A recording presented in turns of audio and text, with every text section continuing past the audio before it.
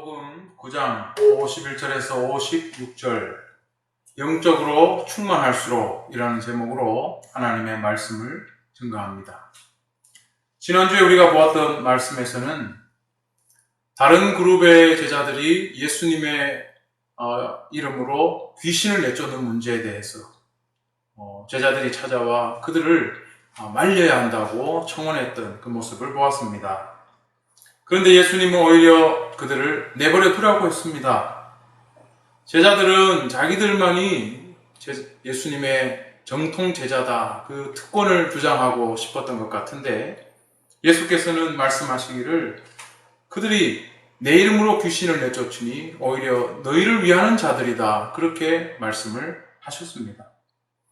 세상에 하나님 나라의 씨를 뿌리고 이 세상에 악을 몰아내는 일인데 그거 독점권 따져서 뭘 하겠는가, 이런 말씀으로 들렸습니다. 하나님 나라라는 더 큰 목적을 생각한다면 우리만이 정통 계승자다, 이런 생각은 아주 편협한 것이 될 수밖에 없을 것입니다. 합력하여서 선을 이루는 것, 예수께서 제자들에게 가르쳐 주신 것이 바로 이것이 아닌가, 그렇게 말씀을 돌아봅니다. 자, 이런 일이 있고 난 후에 오늘의 본문은 장면이 전환되는 것을 보여주고 있습니다. 본문 51절을 보면 예수께서 승천하실 기약이 차감해 예루살렘을 향하여 올라가기로 굳게 결심하시고 라고 나옵니다. 마가복음에서는 제자들의 서열 다툼이라든가 이런 것이 예루살렘으로 가는 도상에서 이루어졌던 일로 나온 반면에 누가복음에서는 이제 예루살렘으로 갈 굳은 결심을 하셨다라는 말씀이 나옵니다. 그런데 예수님의 결심을 이끈 동기가 51절 후반부에 나옵니다. 예수님의 승천하실 기약이 차갔다라는 것입니다. 이 승천이라는 것은 말 그대로 풀면 하늘로 올라간다 하는 뜻이 있습니다. 부활 이후에 예수님은 제자들이 보는 가운데 하늘로 올라가셨습니다. 하나님의 계획에 따라 하늘로 올라가신 예수님은 만유의 주제이시오, 또 만유를 다스리시는 분으로 그렇게 하나님 우편에 앉아 계십니다. 그런데 이 본문에서 지금 승천이라는 이 말 뜻은 좀 더 넓게 바라본다면 이런 하나님의 계획, 승천 이전에 예수님은 예루살렘에 가서 적대자들과 맞서야 하고 사람들 때문에 고난을 받고 죽임을 당하고 사흘 만에 살아나야 할 그 일들이 있다는 것을 우리에게 암시해주고 있습니다. 다시 말하면 예수께서 하나님의 구원 역사를 위해 죽으셔야 할 그 일을 놓고 이제 가기로 굳은 결심을 한 것입니다. 보통 굳게 결심했다는 이 말은 아주 중요한 어떤 결정을 했을 때 이런 말을 씁니다. 즉흥적이고 가볍게 어떤 결심을 했다 할 때 굳게 결심했다는 표현을 쓰지 않죠. 오늘 점심을 냉면을 먹기로 굳게 결심했다, 이렇게 하지 않습니다. 오랜 시간 고민하고 했던 것들을 직접 이제 실행해야 할 때, 그때 마음 굳게 결심했다, 이런 표현을 쓰는 것입니다. 예수님은 제자들과 함께 다니며 귀신을 내쫓고 또 하나님 나라의 말씀을 전하셨습니다. 그런데 그런 가운데도 하나님의 구원 역사를 완수하기 위해 예루살렘으로 가야 한다는 생각을 가지고 계셨던 것입니다. 바로 그것을 실행하기 위해 이제 굳은 결심을 하셨다는 말씀입니다. 이제 그 마음을 굳히고 예루살렘으로 가려고 하는데 예수님은 제자들을 앞서 보냈습니다. 52절에 보니까 이렇게 나옵니다. 사자들을 앞서 보내심에 그들이 가서 예수를 위하여 준비하려고 사마리아인의 한 마을로 들어갔더니, 여기서 사자들이란 바로 제자들 몇 명을 먼저 보냈다는 말씀입니다. 왜 이들을 먼저 보냈을까요? 예루살렘이라는 곳을 향하여 먼 그 길을 떠나야 하기 때문에 어떤 길로 가면 좋을지, 어디에서 묵을 수 있을지 이런 걸 알아보기 위한 선발대를 보낸 것으로 생각할 수 있습니다. 요즘은 모든 것들이 확실하죠. 우리가 스마트폰으로 다 검색해서 여행 경로도 잡아보고 어디서 머물지, 어디서 잘지, 어디서 먹을지 다 확인할 수 있습니다. 후기를 보면 어디가 맛있는지 다 알 수 있죠. 내비 켜서 그 따라 길을 가면 됩니다. 그러나 옛날에는 그렇지 않았습니다. 고대 사극, 옛날 고전 사극들 보면 많이 나오죠. 지나가는 과객이 온데 하룻밤 묵어갈 수 있습니까? 우리나라만 그런 게 아니라 모든 나라가 다 그랬다고 볼 수 있습니다. 이스라엘도 그랬습니다. 지나가는 사람은 어떤 집에 이렇게 묵을 수 있을까 물어보는 것이죠. 그런데 그 지나갈 지역이 어떤 상태인가 이걸 알아보는 것도 중요하죠. 그 마을이 우리가 지나갈 수 있는지 아닌지를 알아봐야 하는 겁니다. 본문을 보니 제자들이 사마리아인의 한 마을로 들어갔다고 나오는데 왜 사마리아인의 마을일까? 굳이 왜 사마리아일까? 갈릴리에서 예루살렘으로 가는 최단거리를 생각해 보면 이 사마리아 마을을 지나갈 수밖에 없습니다. 서울에서 경상도로 가려면 이 최단거리에 충청도를 거쳐야 하는 것이죠. 마찬가지입니다. 만약 사마리아를 거치지 않고 예루살렘으로 간다면 해변 도로를 해서 며칠이 더 걸릴 수 있습니다. 그래서 사마리아로 가는 것입니다. 그런데 문제가 있습니다. 본문 53절에 보니까 예수께서 예루살렘을 향하여 가시기 때문에 그들이 받아들이지 아니하는지라 그렇게 본문에 기록되어 있습니다. 제일 가까운 길로 가려면 사마리아로 가야 하는데 이들이 예루살렘으로 간다는 이유 때문에 자기 마을에 못 들어오도록 막은 것입니다. 왜 그랬을까요? 우리가 성경을 보면 자주 나오지만 이 사마리아와 예루살렘에 있는 유대는 관계가 아주 좋지 않습니다. 과거에 북이스라엘과 남유다가 있었죠. 이 북이스라엘이 BC 720년에 아수르에 의해 멸망했습니다. 그리고 남유다는 BC 586년에 바벨론에 의해 멸망했습니다. 그런데 BC 720년 아수르에 의해 멸망했을 때 이 아수르는 이주 정책을 써요. 그래서 사마리아에 자기들 백성들을 풀어놓습니다. 결국 혼혈이 생길 수밖에 없었겠죠. 이때부터 유다 사람들은 사마리아인들을 같은 혈통으로 생각하지 않았습니다. 그래서 사마리아인들을 개처럼 여기고 이방인처럼 똑같이 그렇게 생각한 것입니다. 더 큰 갈등은 언제 생겼냐 하면 이 유대도 멸망하고 난 뒤에 페르시아가 생기고 고레스라는 황제가 등극하여 이제 유대를 다시 복구할 수 있도록 허락해 줬을 때 사람들이 돌아와서 성전을 재건하려고 했습니다. 그때 사마리아인들도 우리도 성전 재건 돕겠다 이렇게 나오자 유대인들이 못하게 했습니다. 너희는 우리가 다르다 이렇게 된 거죠. 이때 사마리아인들이 화가 나서 성전 재건을 방해했습니다. 결국 성전 재건은 수포로 돌아갔고 시간이 지난 후 BC 520년에 학개와 스가랴가 촉구해서 다시 시작되어 BC 516년에 이 스룹바벨 성전이 복구되었습니다. 이때 사이가 굉장히 많이 틀어져 버린 겁니다. 이스라엘 백성들은 1년에 몇 번 절기가 되면 다 예루살렘에 가서 하나님 앞에 자기를 보이고 제사를 드려야 되는데 이 사마리아인들을 못 오게 막아버린 것입니다. 그러니 화가 난 사마리아인들도 좋다 그러면 우리도 우리 성전 짓겠다 하고 그리심산에 성전을 세우게 된 것입니다.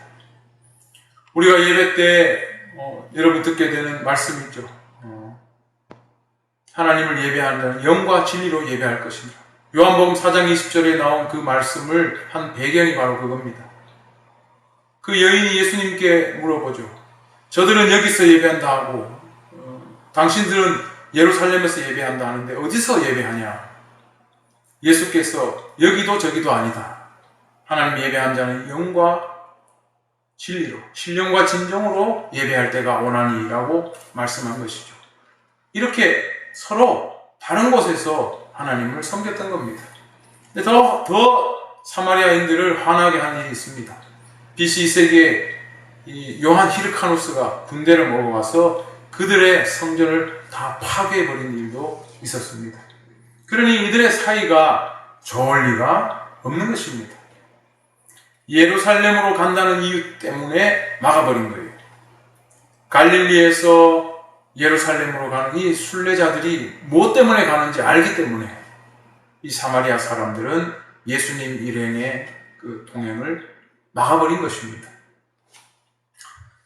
이렇게 서로 적대감을 가지고 있으면서도 거리가 가장 가깝기 때문에 사마리아를 통과해서 갈 수밖에 없는 것이 현실이었습니다. 그러다 보니 이 자기들을 막아서는 사마리아 사람들에 대해 제자들의 적대감도 굉장히 컸습니다. 본문 54절을 보면 제자들 중에 성격이 괄괄하기로 유명한 이 우레의 아들 야고보와 요한은 이들을 보고 말합니다. 54절에 주여 우리가 불을 명하여 하늘로부터 내려 저들을 멸하라 하기를 원하시나이까. 저는 이 구절을 읽으면서 좀 웃음이 나왔습니다. 자기들이 하늘을 명하여 불을 내려달라 하면 정말 불이 내린다고 믿고 그런 말을 한 것인지 좀 그런 우스운 생각이 들었습니다. 그런데 제자들이 이런 표현을 쓴 구체적인 이유가 있습니다. 구약성경 열왕기하 1장을 보면 지금 이들은 엘리야를 흉내내고 있는 것입니다. 엘리야는 하나님의 그 종으로서, 예언자로서 사마리아 왕국, 북이스라엘 왕국의 아하시아 왕에 대해서 경고의 계시를 전했습니다. 아하시아 왕이 하나님을 섬기지 않고 우상, 에그론을 섬기는 것을 놓고 하나님께서 엘리야에게 계시를 주셨습니다. 아하시아에게 전하라고. 열왕기하 1장 4절을 보면 이렇습니다. 여호와의 말씀이 내가 침상에서 내려오지 못할지라 반드시 죽으리라. 아하시아 왕에게 경고한 것입니다. 그런데 이 말을 군대가 듣고 아하시아에게 전해주었을 때 아하시아가 순종한 것이 아니라 다시 군대를 보내서 엘리야를 겁박합니다. 그때 하늘로부터 불이 내려서 이 군인들 50명을 싹 태워 죽이는 아주 놀라운 일이 있었습니다. 지금 예수님의 제자들이 말한 것, 하늘로부터 내려 저들을 멸하라 하기를 원하십니까? 이것은 엘리야를 따라한 것이죠. 제자들의 생각에는 지금 예수 그리스도가 하나님의 구원 사역을 완수하기 위해 이 굳은 결심을 하고 예루살렘으로 가시는데 이걸 막아서는 저 사마리아 사람들은 엘리야를 막은 아시아의 군대와 같다 이렇게 지금 생각하고 있는 것입니다. 멸해도 좋다 이런 생각을 갖고 있는 것이죠. 그래서 정말 자기들이 말하면 스스로 불을 내려서 멸망시킬 수 있다고 믿고 그런 말을 했는지 아닌지는 모르겠지만 제자들은 상당히 지금 아주 기세등등한 것을 볼 수가 있습니다. 그리고 제자들은 얼마 전에 예수님께서 이들을 파송해서 실제로 귀신을 내쫓고 사람들의 병을 고친 체험이 있습니다. 그러다 보니까 스스로 굉장히 고무되어 있습니다. 그래서 예수 그리스도를 모시고 하나님의 아들을 모시고 이 위대한 일을 시작하고 있는데 감히 막아서는 저들은 뭐냐? 하나님의 벌을 받아야 마땅하다 이런 생각들을 하고 있는 것입니다. 그런데 예수님의 반응이 어떻습니까? 55절 말씀을 보면 예수님은 돌아보시며 그들을 꾸짖으셨다고 나옵니다. 본문에는 꾸짖었다는 말만 나오니까 제자들의 말이 뭐가 잘못됐는지 정확하게 나오지는 않습니다. 구체적으로 뭔지 알기 힘듭니다. 하지만 여러분 성경 보면 거기 괄호 1 이렇게 되어 있죠. 그건 뭐냐면 다른 신약 성경 사본에는 이런 말도 있다라는 그게 있습니다. 킹 제임스 버전에는 바로 그 본문이 포함되어 있습니다. 내용이 이렇습니다. 예수님이 돌아보면서 그들을 꾸짖었다.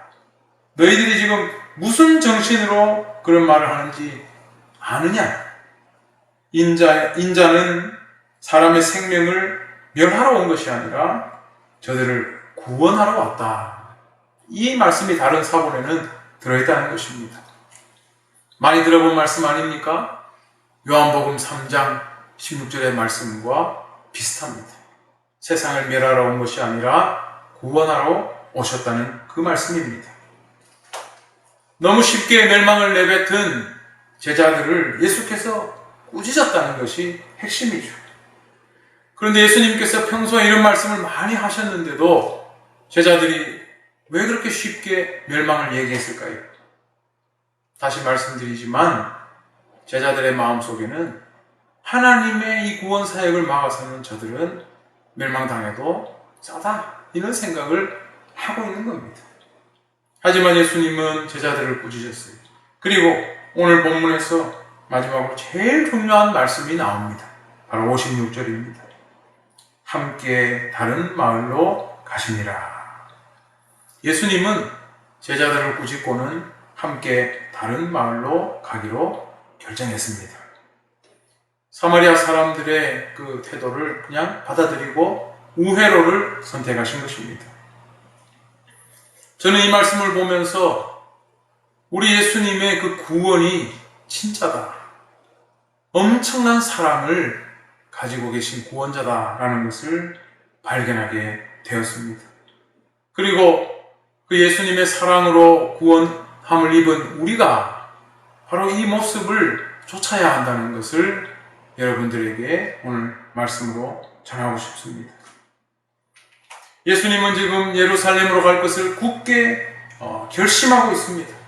굉장히 긴장하고 있고 영적으로 고무되어 있는 그런 상황이라고 봐야 할 것입니다. 영적으로 충만한 상태입니다. 하나님의 구원 사역을 위해 예루살렘으로 가는 길, 예수님이 이렇게 영적으로 충만했다면 그것은 성령의 역사로 보아야 할 것입니다.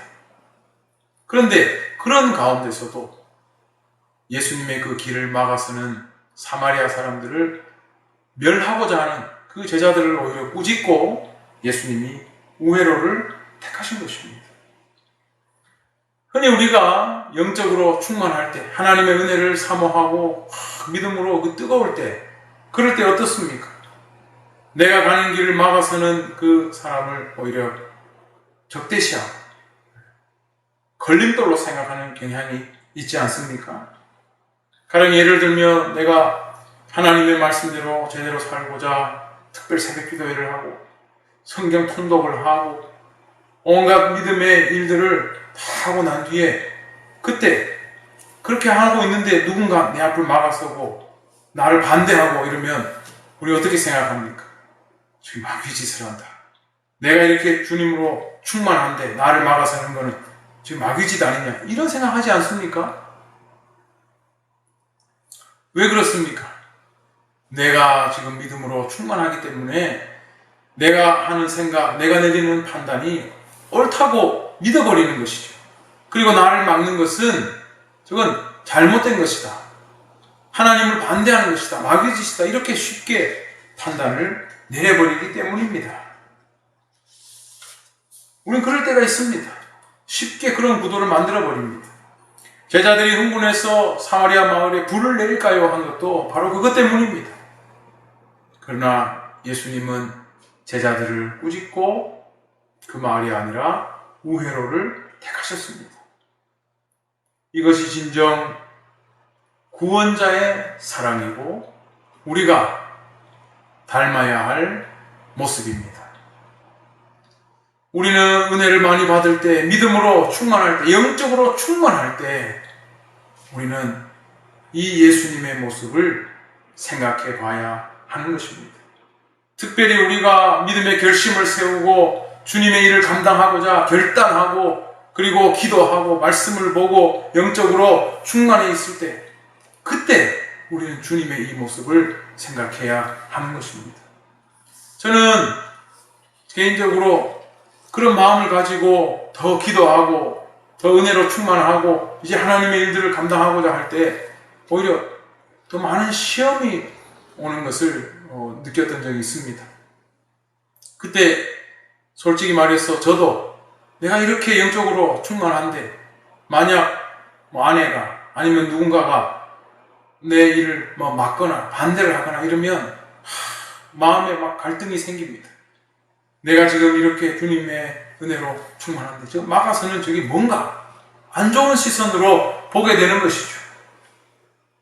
그런데 돌아보면 그게 내가 지금 기도했다고, 내가 굳은 결심을 주님 은혜 안에서 했다고, 영적으로 충만하다고 너무 자기 의에 젖어 있었던 게 아닌가, 그런 생각을 해보게 됩니다. 예수님은 이렇게 영적으로 충만한 시간에도 오히려 사마리아 사람들을 이해하고 우회로를 택하시지 않았습니까? 그것이 진정 구원자의 사랑이고 그것이 진짜 생명을 구원하는 모습이라는 것을 우리는 오늘 말씀에서 보게 되는 것입니다. 세상 사람들은 어떻습니까? 굳은 결심을 하고 목표를 관철시키기 위해 나아갈 때 만약 누군가가 방해한다면 사람들은 그걸 걸림돌로 생각하죠. 그걸 제거해버리려고 할 겁니다. 그러나 예수님을 믿는 믿음의 사람들은 그렇게 해서는 안 된다는 것입니다. 특히 하나님의 구원을 전하고 예수 그리스도의 사랑을 전할 때 그렇게 해서는 안 된다는 말씀입니다. 우리는 이 세상 속에 나아가서 예수 그리스도의 사랑을 전하고 하나님의 구원을 전합니다. 전도합니다. 그때 우리를 막아서는 사람들이 있습니다. 사마리아 사람들처럼 해방하는 사람들이 있습니다. 그때 우리는 너무 쉽게 멸망을 이야기하고 지옥을 이야기하고 그들에게 하나님의 징벌을 이야기하지 않습니까? 오늘 이 말씀에 나오는 예수님의 모습을 보면 그렇게 해서는 안 되는 것입니다. 예수 그리스도의 사랑으로 구원을 입은 사람들이라면 그 방법까지도 예수님의 사랑을 본받고 따라가야 하는 것입니다. 우리가 영적으로 은혜로 충만했다고 해서 무조건 내가 옳다는 생각으로 극단적인 직설적인 말을 한다면 그것은 옳은 방법이 아닙니다. 예수님은 지금 아주 절대적인 그런 시간 속에 있습니다. 예루살렘으로 가기로 굳은 결심을 하였습니다. 이거 한순간에 만들어지는 것이 아닙니다. 예수님은 자신이 지금 죽을 것을 알고 예루살렘으로 가시는 것입니다. 세상에 오신 목적, 구원의 완성을 위해 예루살렘으로 가는 길입니다.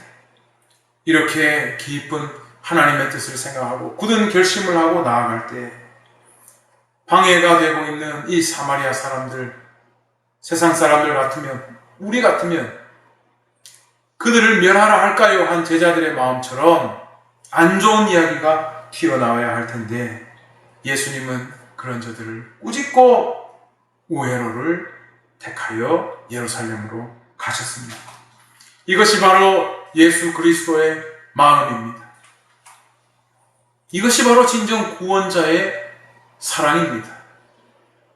우리도 예수 그리스도의 사랑으로 구원을 받은 자라면 세상 속에서 이렇게 사랑의 방법으로 하나님의 구원을 선포하는 사람들이 되어야 할 것입니다. 특별히 우리가 하나님의 일을 위해 결단하고 은혜로 영적으로 충만할 때 우리는 더욱더 오늘 이 주님의 모습을 기억해야 할 것입니다. 우리가 그러한 모습으로 이 세상에 나아가서 예수 그리스도의 사랑을 전하고 하나님의 구원을 전할 때 하나님 나라의 씨앗이 거기에 심겨지고 풍성하게 결실하게 될 줄로 믿습니다. 사랑하는 우리 성도님들께서 오늘 예수 그리스도의 모습을 기억하고 하나님 나라의 그 놀라운 축복을 이 사랑의 방법으로 전하실 때 놀라운 은총과 체험이 있기를 우리 주님의 이름으로 축원합니다.